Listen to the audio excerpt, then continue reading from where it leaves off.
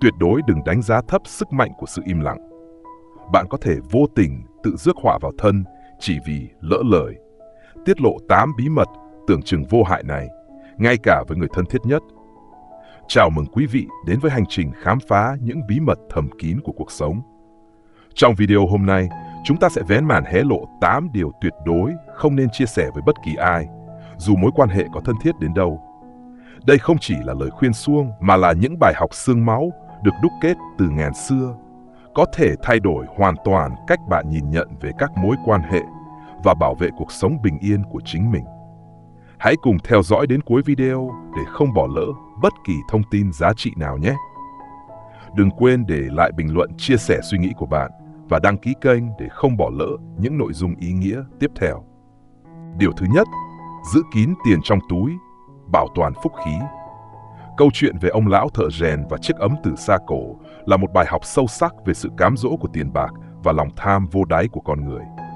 Ông lão, một người an phận thủ thường, sống thanh đạm bên chiếc ấm gia truyền. Cuộc đời ông vốn dĩ bình yên cho đến khi người lái buôn đồ cổ xuất hiện, thổi bùng lên giá trị của chiếc ấm. Từ đó, sự bình yên tan biến, thay vào đó là nỗi bất an, mất ngủ và sự dòm ngó của những kẻ xung quanh. Chiếc ấm, vốn là vật vô tri, bỗng chốc trở thành nguồn cơn của phiền muộn. Nó tượng trưng cho tiền bạc, của cải, những thứ vốn dĩ mang lại tiện nghi vật chất, nhưng cũng có thể trở thành gánh nặng tinh thần, thậm chí hủy hoại các mối quan hệ. Câu chuyện đập ấm của ông lão, dù là hư cấu hay thật, đều mang ý nghĩa biểu tượng sâu sắc. Đôi khi, buông bỏ những thứ vật chất phù phiếm, từ chối sự cám dỗ của lòng tham lại là cách để tìm về sự bình yên đích thực. Thực tế cuộc sống cho thấy, tiền bạc là một thứ lửa thử vàng, nó có thể làm lộ rõ bản chất thật của con người. Khi biết bạn có tiền, người tốt thì mừng cho bạn, kẻ xấu thì nảy sinh lòng tham, muốn lợi dụng, vay mượn, thậm chí hãm hại. Biết bao nhiêu tình bạn, tình thân đã rạn nứt, thậm chí tan vỡ vì tiền bạc. Như câu nói nổi tiếng của nhà văn Pháp Honoré de Balzac, đằng sau mỗi tài sản lớn đều ẩn chứa một tội ác. Câu nói này không phải lúc nào cũng đúng, nhưng nó phản ánh một phần sự thật nghiệt ngã của xã hội, nơi mà đồng tiền có thể chi phối và làm tha hóa con người. Trong Phật Pháp, Đức Phật dạy về tham, sân, si, 3 độc tố gốc rễ của mọi khổ đau. Tham đứng đầu trong 3 độc tố này. Nó chính là lòng tham lam, sự khao khát vô độ về vật chất, danh vọng, quyền lực. Lòng tham như vực sâu không đáy, càng thỏa mãn lại càng thấy thiếu thốn. Khi để lòng tham chi phối, con người dễ dàng đánh mất đi sự thanh thản trong tâm hồn và gây ra những hành động sai trái, tổn hại đến bản thân và người khác. Vậy nên, giữ kín tiền trong túi không phải là keo kiệt, bủn xỉn, mà là một cách tự bảo vệ mình, bảo vệ sự bình yên cho tâm hồn và các mối quan hệ xung quanh. Hãy sống khiêm tốn, giản dị, không khoe khoang, phô trương sự giàu có. Của cải vật chất chỉ là phương tiện để sống, không phải là mục đích tối thượng của cuộc đời. Hạnh phúc đích thực nằm ở sự thanh thản trong tâm hồn, ở những giá trị tinh thần và những mối quan hệ chân thành. Điều thứ hai, cẩn trọng chuyện tình cảm, giữ gìn sự riêng tư. Câu chuyện về người đàn ông đau khổ vì tình và vị đại sư thông thái là một lời nhắc nhở nhẹ nhàng nhưng sâu sắc về bản chất của tình yêu và cách đối diện với nỗi đau khổ trong tình cảm. Người đàn ông tìm đến đại sư để mong cầu quên đi người mình yêu, nhưng thực chất, sâu thẳm trong lòng, anh không hề muốn quên. Anh chỉ muốn thoát khỏi nỗi đau, sự dằn vặt mà tình yêu không được đáp lại mang đến. Đại sư không đưa ra nước quên sầu như anh mong đợi, mà nhẹ nhàng khai thị về bản chất vô thường của tình cảm.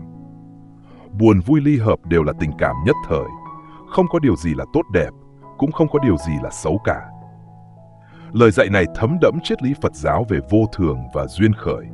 Mọi sự vật, hiện tượng trên đời đều vô thường, thay đổi không ngừng. Tình cảm cũng không nằm ngoài quy luật đó. Có hợp rồi tan, có yêu rồi hận, tất cả đều là những biến động tự nhiên của tâm. Đại sư còn khéo léo chỉ ra rằng, người đàn ông không thực sự muốn quên, mà chỉ đang bám víu vào quá khứ, không chịu buông bỏ. Ngài gặp ai cũng hỏi, gặp ai cũng kể đến, nói chuyện với tôi cũng kể tường tận. Vậy sao có thể nói là muốn quên? Lời hỏi này như một mũi tên bắn trúng tim đen, vạch trần sự thật trốn tránh trong lòng người đàn ông. Anh ta không muốn quên, bởi vì quên đi đồng nghĩa với việc chấp nhận sự thật đau lòng rằng tình yêu của mình không được đáp lại. Lời khuyên của đại sư về buông bỏ và chấp nhận là chìa khóa để giải thoát khỏi khổ đau trong tình ái. Yêu một người không có duyên, hãy học cách buông tay. Buông tay không phải là từ bỏ tình yêu, mà là từ bỏ sự cố chấp, sự níu kéo vô vọng. Chấp nhận không phải là cam chịu số phận, mà là chấp nhận sự thật rằng duyên phận là điều không thể cưỡng cầu. Khi ta buông bỏ được những điều không thuộc về mình, ta sẽ mở lòng đón nhận những điều tốt đẹp hơn đang chờ đợi phía trước. Trong cuộc sống hiện đại, chuyện tình cảm cá nhân thường trở thành đề tài bàn tán, thậm chí là miếng mồi cho những kẻ thích buôn chuyện. Việc chia sẻ chuyện tình cảm với người khác, đặc biệt là những chuyện riêng tư, thầm kín, có thể dẫn đến những hậu quả không mong muốn.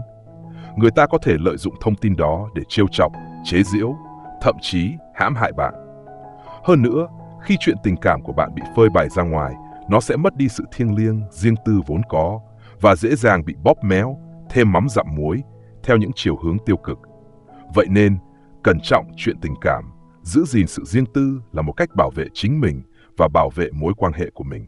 Hãy chia sẻ với những người thực sự tin tưởng, những người có thể lắng nghe, thấu hiểu và cho bạn lời khuyên chân thành. Còn với những người khác, đặc biệt là những người có xu hướng tọc mạch, buôn dưa lê, tốt nhất là nên giữ kín, không nên tiết lộ quá nhiều. Tình yêu là một điều thiêng liêng, hãy trân trọng và bảo vệ nó bằng sự kín đáo và tôn trọng.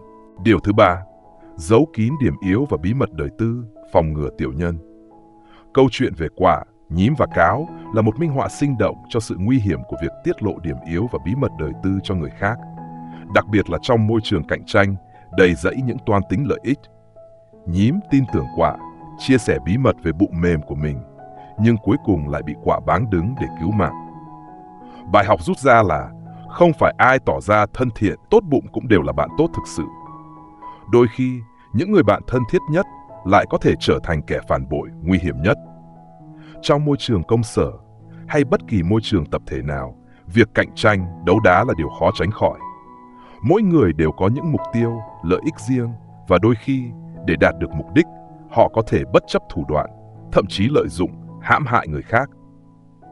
Việc tiết lộ điểm yếu và bí mật đời tư cho người khác, đặc biệt là đồng nghiệp, đối thủ cạnh tranh, chẳng khác nào tự vạch áo cho người xem lưng, tự tạo cơ hội cho người khác tấn công mình. Câu chuyện về người lính và vị tướng quân cũng là một bài học đắt giá về sự khôn ngoan trong đối nhân xử thế. Người lính phát hiện ra điểm yếu của xạ thủ đối phương nhưng không tốt bụng nhắc nhở, mà giữ kín để lợi thế thuộc về mình. Ta nên biết phát hiện điểm yếu của đối thủ, nhưng không nên nhắc nhở họ. Đây là một nguyên tắc vàng trong cạnh tranh cũng như trong cuộc sống nói chung. Đôi khi, biết người biết ta không chỉ là hiểu rõ về bản thân, mà còn là hiểu rõ về đối phương, cả điểm mạnh lẫn điểm yếu. Hiệu ứng vỡ kính cũng là một khái niệm tâm lý học đáng chú ý. Khi một ô cửa sổ bị vỡ mà không được sửa chữa kịp thời, nó sẽ tạo ra một tín hiệu rằng không ai quan tâm đến việc giữ gìn nơi này, và những ô cửa khác sẽ lần lượt bị phá hủy. Tương tự, khi bạn tự hạ thấp bản thân, tự vạch lỗi của mình trước mặt người khác, bạn sẽ tạo ra một hình ảnh yếu đuối, dễ bị lợi dụng, và những người xung quanh sẽ có xu hướng tấn công bạn, lợi dụng lòng tốt của bạn. Vậy nên, giấu kín điểm yếu và bí mật đời tư không phải là sống khép kín, cô lập mình với mọi người, mà là một cách tự bảo vệ mình, phòng ngừa những rủi ro không đáng có. Hãy chọn bạn mà chơi, chọn người mà tin. Chia sẻ với những người thực sự đáng tin cậy, những người có thể giữ bí mật và tôn trọng bạn. Còn với những người khác, đặc biệt là những người mới quen biết hoặc những người có xu hướng tò mò, thích hóng hớt, tốt nhất là nên giữ khoảng cách, không nên tiết lộ quá nhiều về bản thân. Hãy luôn nhớ rằng, phòng bệnh hơn chữa bệnh, cần tắc vô áy náy. Điều thứ tư, quên đi sai lầm trong quá khứ, hướng tới tương lai. Câu chuyện về thư sinh thi trượt và vị cao tăng là một lời khuyên sâu sắc về cách đối diện với những sai lầm, thất bại trong quá khứ. Thư sinh tự dằn vặt, hành hạ bản thân vì những lỗi lầm không phải do mình gây ra. Anh ta tự trừng phạt mình vì lỗi lầm của người khác, tự chuốc khổ vào mình. Vị cao tăng đã dùng phương pháp khổ hạnh để giúp anh ta nhận ra sự vô nghĩa của việc sống mãi trong quá khứ, trong sự hối hận và dằn vặt. Những trải nghiệm đau khổ trong quá khứ đừng nhắc lại quá nhiều. Lời khuyên này không phải là bảo chúng ta quên đi quá khứ, mà là đừng để quá khứ ám ảnh và chi phối cuộc sống hiện tại. quá khứ đã qua không thể thay đổi. Dù có hối hận, dằn vặt đến đâu cũng không thể quay ngược thời gian. Sống mãi trong quá khứ chỉ khiến ta thêm đau khổ, mất đi niềm vui và cơ hội trong hiện tại và tương lai. Adam Smith, nhà kinh tế học vĩ đại đã từng nói, trên thế giới này, không ai thực sự có thể cảm thông với nỗi đau của người khác. Câu nói này nghe có vẻ phũ phàng, nhưng nó phản ánh một sự thật nghiệt ngã của cuộc sống. Mỗi người đều có những nỗi đau riêng, những gánh nặng riêng. Dù bạn có kể lể, than vãn đến đâu, người khác cũng khó có thể thực sự thấu hiểu và cảm nhận hết nỗi đau của bạn. Hơn nữa, việc liên tục nhắc lại những nỗi đau trong quá khứ chỉ khiến vết thương lòng thêm rỉ máu, khó lành. Câu chuyện về chú khỉ nhỏ và vết thương là một ví dụ điển hình cho điều này. Chú khỉ không chăm sóc vết thương, mà cứ liên tục khoe vết thương của mình cho mọi người xem để tìm kiếm sự an ủi. Kết quả là vết thương không lành, thậm chí còn suýt mất mạng. Đừng tiếp tục kể lể về nỗi đau của mình cho người khác, vì 20% không quan tâm, còn có khi 80% đang cười thầm bạn. Lời nói này có thể hơi cực đoan, nhưng nó nhắc nhở chúng ta về sự thật phũ phàng của cuộc sống và về sự hạn chế của việc tìm kiếm sự đồng cảm, an ủi từ người khác. Mạc Ngôn, nhà văn đoạt giải Nobel, cũng từng nói, đừng nghĩ rằng cả thế giới quan tâm đến chuyện của bạn. Thực ra, ai cũng có nỗi bận tâm riêng, chẳng ai quan tâm đến việc của bạn cả. Lời nói này không phải là phủ nhận giá trị của tình bạn, tình thân, mà là nhắc nhở chúng ta về sự độc lập, tự chủ trong cuộc sống. Mỗi người phải tự chịu trách nhiệm về cuộc đời mình, tự mình vượt qua những khó khăn, thử thách. Vậy nên, quên đi sai lầm trong quá khứ không phải là trốn tránh trách nhiệm, mà là học cách tha thứ cho bản thân, chấp nhận những điều đã qua và hướng tới tương lai. Những ngày khó khăn nhất chỉ có thể tự mình vượt qua. Những trải nghiệm đau khổ trong quá khứ, hãy tự mình chữa lành.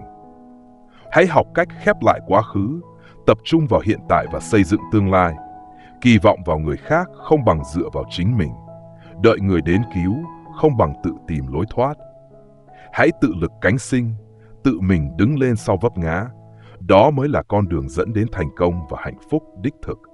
Điều thứ 5. Tránh xa lòng oán trách số phận, kiến tạo tương lai. Câu chuyện về hai anh em sinh ra trong gia đình nghiện ngập là một minh chứng rõ ràng cho sự khác biệt giữa thái độ oán trách và thái độ vươn lên. Người anh cả chọn cách cố gắng cải thiện cuộc sống, biến nghịch cảnh thành động lực. Người em út lại đổ lỗi cho cha mẹ, sống buông thả, cuối cùng phải vào tù. Cùng một hoàn cảnh nhưng hai thái độ khác nhau đã tạo ra hai số phận hoàn toàn trái ngược. Thói quen đổ lỗi chỉ là một thảm họa, khiến ta từng bước rơi vào tuyệt vọng. Trong khi những người không bao giờ oán trách mới có thể vượt qua nguy nan. Oán trách số phận, đổ lỗi cho hoàn cảnh, cho người khác là một thái độ tiêu cực, thụ động. Nó không giúp giải quyết vấn đề mà chỉ khiến ta thêm bi quan, chán nản, mất đi ý chí vươn lên. Ngược lại, thái độ tích cực, chủ động và không oán trách, không đổ lỗi sẽ giúp ta tìm ra giải pháp, vượt qua khó khăn và kiến tạo tương lai tốt đẹp hơn. Abraham Lincoln, vị tổng thống vĩ đại của nước Mỹ, là một tấm gương sáng về tinh thần không oán trách và ý chí vươn lên mạnh mẽ. Ông từng thất nghiệp, phá sản, thất bại trong nhiều cuộc bầu cử, nhưng không hề than phiền, oán trách số phận. Ông vẫn kiên trì theo đuổi mục tiêu, cuối cùng đã trở thành tổng thống và có những đóng góp to lớn cho đất nước. Hãy thử tưởng tượng, nếu sau khi phá sản, Lincoln trách cứ số phận và suy sụp, thì cuộc đời ông sau này sẽ chỉ còn u ám. Oán trách vì chìm trong bóng tối, không bằng cầm đèn lên mà đi. Than phiền chẳng khác nào tự đổ nước vào giày mình, khiến cho việc đi lại càng thêm khó khăn. Lời nói này rất thực tế và sâu sắc. Than vãn, oán trách chỉ làm lãng phí thời gian và năng lượng, khiến ta thêm mệt mỏi, chán chường. Thay vì than vãn, hãy hành động, hãy cầm đèn lên mà đi, tìm cách giải quyết vấn đề, vượt qua khó khăn. Vậy nên, tránh xa lòng oán trách số phận, tập trung vào việc kiến tạo tương lai là một thái độ sống tích cực, chủ động và đầy trách nhiệm. Hãy chấp nhận những điều không may mắn, những khó khăn, thử thách như một phần tất yếu của cuộc sống. Đừng đổ lỗi cho số phận, cho người khác, mà hãy tự mình đứng lên, tự mình thay đổi hoàn cảnh. Than vãn là một chuyện, cố gắng là chuyện khác. Sau này khi nói chuyện, hãy tránh việc than phiền. Hãy nói những lời tích cực, lạc quan, khích lệ bản thân và người khác. Lời nói có sức mạnh vô hình, Nó có thể tạo ra năng lượng tích cực, giúp ta vượt qua mọi khó khăn và đạt được thành công. Điều thứ 6. Cẩn trọng những lời không may mắn, gieo nhân lành, gặt quả ngọt. Những câu chuyện về những lời nói đùa thành thật là một lời cảnh tỉnh sâu sắc về sức mạnh của ngôn từ và sự nguy hiểm của những lời nói tiêu cực, không may mắn. Đồng nghiệp mang thai đôi than phiền phức và cho bạn một đứa nhé. Kết quả là mất một con. Người bạn đùa chưa từng ngồi xe cấp cứu, tối hôm đó phải đi cấp cứu. Người bạn học đùa sao không ai quyên góp cho mình nhỉ? Mẹ bị điện giật. Đồng nghiệp nói phiền chết đi được, mắc ung thư. Đồng nghiệp đùa ước gì tay kia cũng bị đâm để đối xứng. Tay kia cũng bị đâm. Hiện tượng mạng ốc khả ái nói sẽ ngủ dưới biển, qua đời vì đuối nước. Những câu chuyện này có thể khiến nhiều người cảm thấy rùng mình, thậm chí hoài nghi về tính xác thực. Tuy nhiên, dù là chuyện có thật hay hư cấu, chúng đều mang một thông điệp chung. Nhất định phải tránh những lời không may mắn, đừng nói những lời xui xẻo, những lời không lành, bởi vì số phận của con người phụ thuộc vào những lời nói ra. Trong Phật Pháp, Đức Phật dạy về nghiệp báo, luật nhân quả, gieo nhân nào, gặt quả nấy.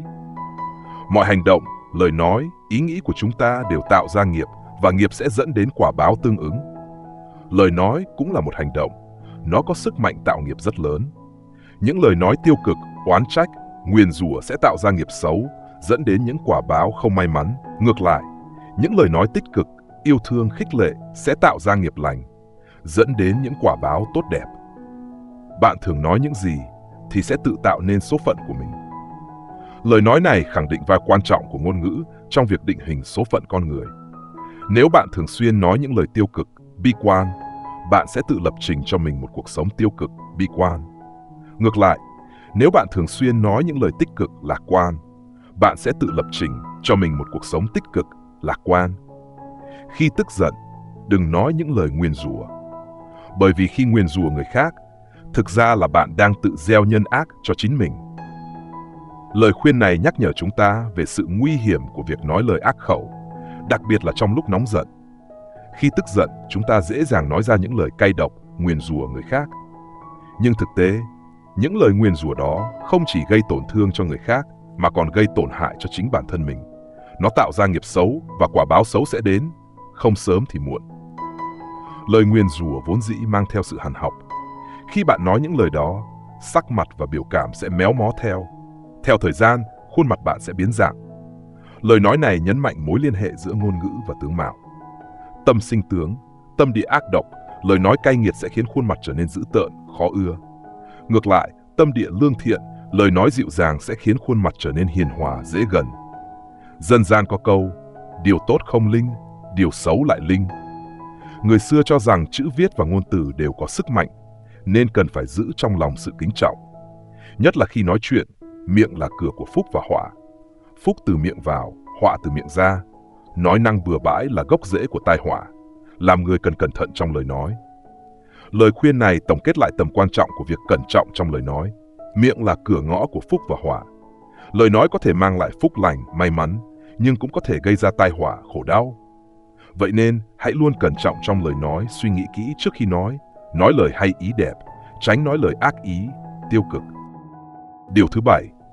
Giữ kín niềm vui thành công, tránh khỏi ghen ghét đố kỵ.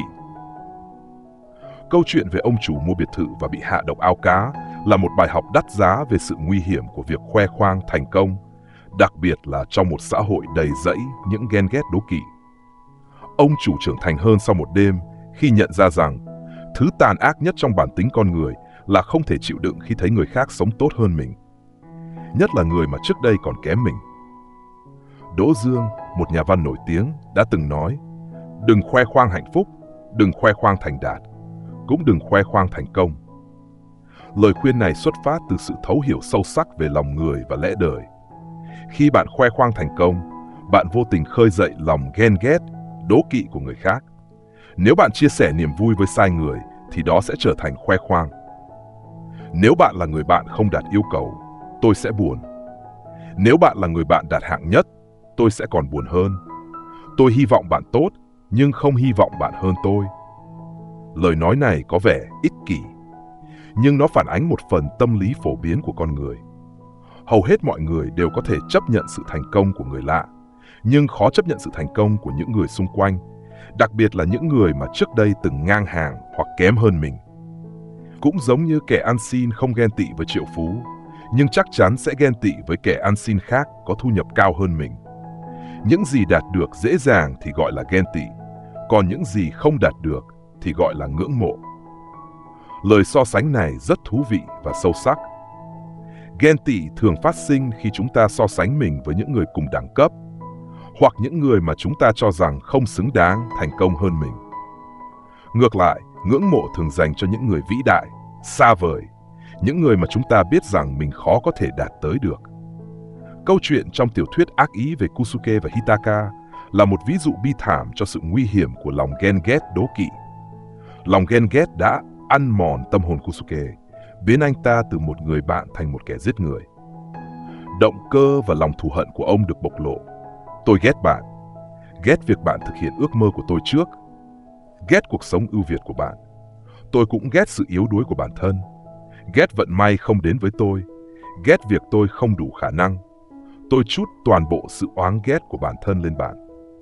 Không ai thực sự mong bạn sống tốt, ngoài cha mẹ và một số ít bạn bè thân thiết.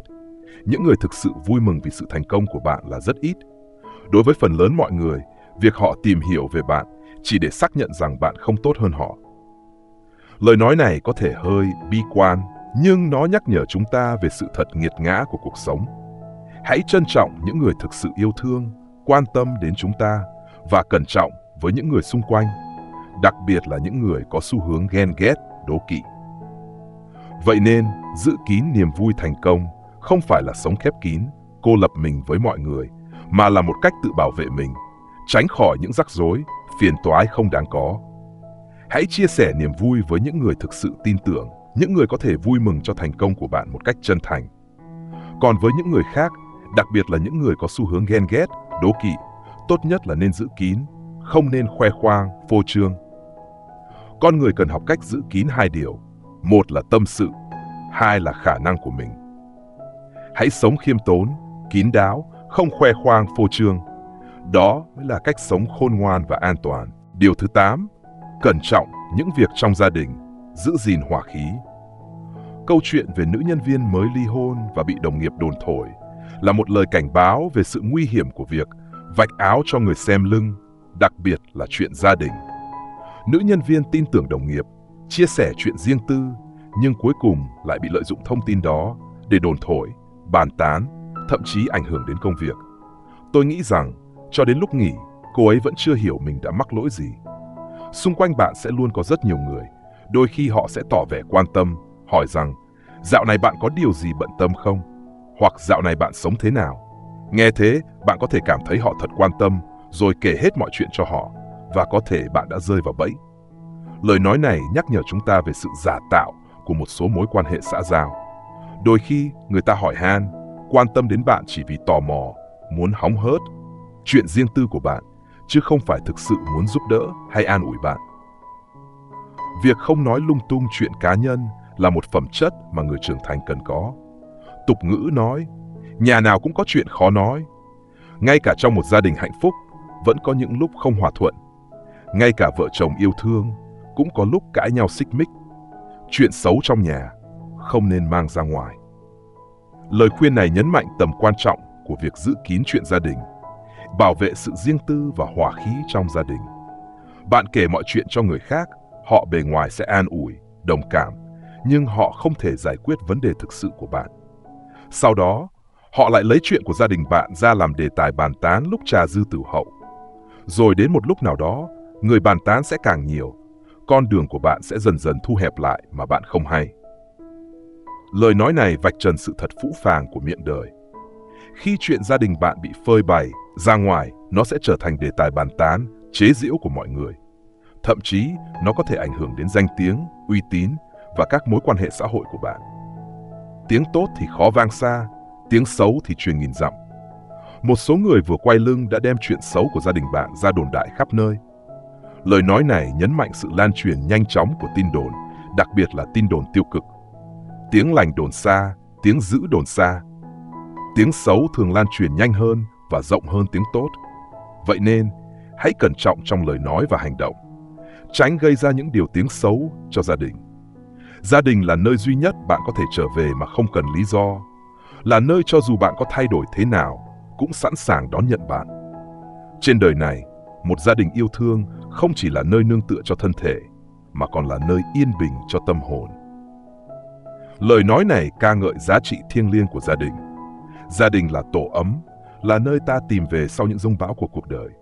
Hãy trân trọng và bảo vệ gia đình mình, giữ gìn hòa khí, yêu thương, đùm bọc lẫn nhau.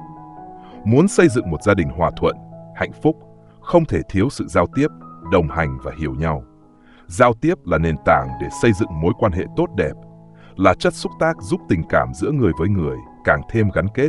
Với một gia đình thiếu sự giao tiếp hiệu quả, chỉ khiến khoảng cách giữa các thành viên ngày càng lớn hơn.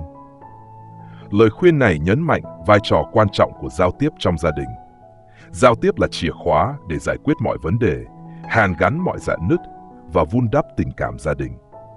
Khi gia đình có vấn đề, không nên đi kể khắp nơi, mà là nên ngồi lại cùng nhau để trò chuyện. Người ngoài không thể giúp bạn, và bạn chỉ đang thỏa mãn mong muốn tâm sự của mình, còn họ có khi lại âm thầm chế giễu bạn. Lời khuyên này rất thực tế và hữu ích. Khi gia đình có vấn đề, hãy tìm cách giải quyết trong nội bộ gia đình. Ngồi lại cùng nhau, trò chuyện, lắng nghe, thấu hiểu và tìm ra giải pháp chung. Đừng mang chuyện gia đình ra kể lể với người ngoài, vừa không giải quyết được vấn đề, lại vừa mua dây buộc mình, gây thêm phiền toái. Phong thủy tốt nhất cho một gia đình là cùng nhau bàn bạc những chuyện lớn, tha thứ và không tranh chấp chuyện nhỏ nhặt, không nhắc lại lỗi lầm trong quá khứ. Lời khuyên này tổng kết lại những nguyên tắc vàng để xây dựng một gia đình hạnh phúc và hòa thuận.